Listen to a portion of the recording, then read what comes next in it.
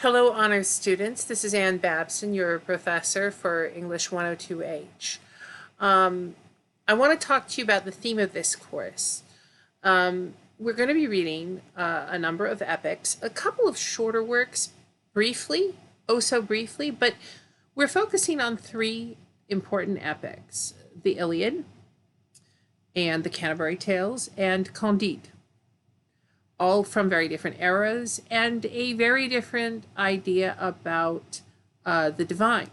But a feature of almost every epic that I can think of, there are surely a couple of exceptions in the 20th century. But there is in anything, even through the Victorian era, if it qualifies an epic, a discussion of divine powers and divine intervention, or a lack thereof. You will read in the Iliad that the gods are fully engaged in the war that is described there, as much as the mortals are. Their understanding of the world was reflected in their literature, and their understanding of the metaphysical world was reflected in the literature that they wrote. In fact, many would argue that most of Greek literature was a discussion of the divine for the edification of the mortals. There is, in fact, a tradition that of sacred literature in the Middle Ages.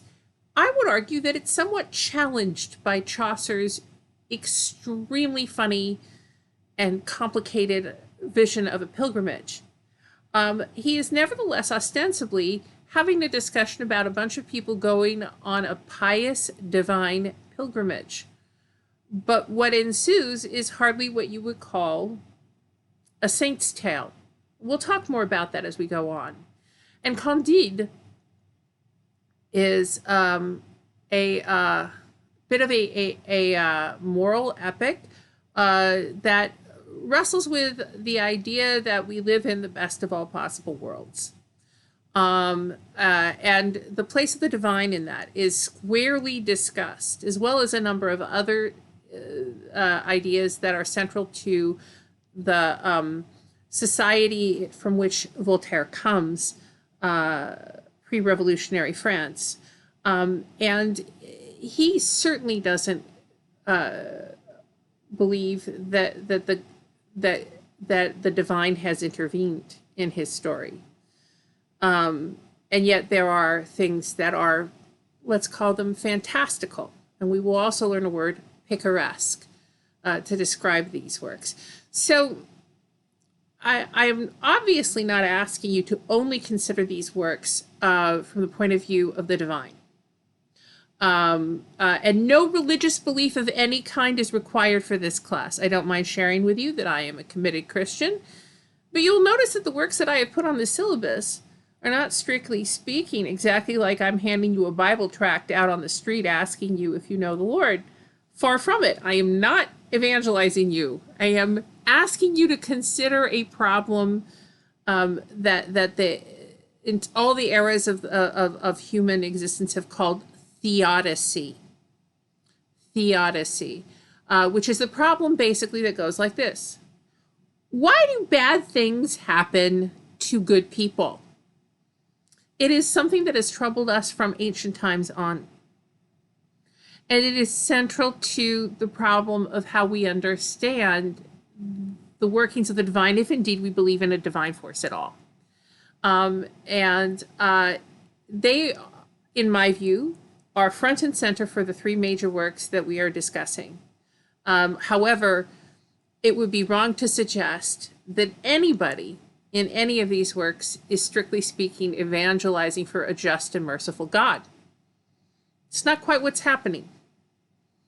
And I think that in order to understand how literature affects the world, it is useful to consider how writing has wrestled with the problem of theodicy, not the Odyssey as in the Iliad and the Odyssey, theodicy. We're going to do a whole thing on this. Believe me, you will understand this word soon if you don't understand it now.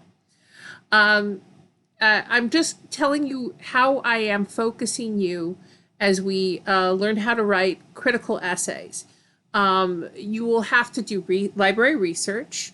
We're going to talk about how we rely on credible sources in order to build a case for a point of view in a researched paper. You are not simply presenting information. You are framing a perspective and urging us to agree with you about what matters in a work that you are reading or what matters in a question. We're going to talk about that a lot more too. We also have a midterm and a final exam, which have a specific set of parameters that all students at Southeastern take and must succeed at in order to move to higher level courses at the university. And therefore, I intend to help you get ready for that. You've already heard from me by the time you've seen this video regarding a system by which I have divided you into as a class 3 cohorts. We're going to do a number of exercises with cohorts, and this will help you not feel quite as alienated as you might otherwise feel, I imagine, given the fact that we'll all be wearing masks. It's really annoying to wear a mask, and I don't really like lecturing like this. But what choice do we have if we all want to survive to Christmas? I'm not even kidding. And I intend to give you my best work with or without a mask. It doesn't matter. Well, no, with a mask. But I will try to make it as much as I can as if I were without a mask, which may mean that you get a lot of video lectures from me and some fairly subdued conversation and instructions in the classroom while I'm talking to you through multiple barriers. So let's explore why bad things happen to good people. I don't claim to have a personal answer where you would suddenly say, oh, of course, that makes so much sense. Now I know why infants have cancer. I don't have that answer. And neither has anyone who's ever lived who is mortal. Nothing so finite and perfectly encompassing that we all sit peacefully feeling secure in the knowledge of how it's all terribly fair. But that tension, that potential for disappointment or elation is at the center of most works of literature that have survived in the epic form. I therefore submit them to you for your consideration. This is what leaders have studied in order to become good leaders since the ancient Greek era. And therefore, I anticipate giving you, my honors students, a princely education this semester.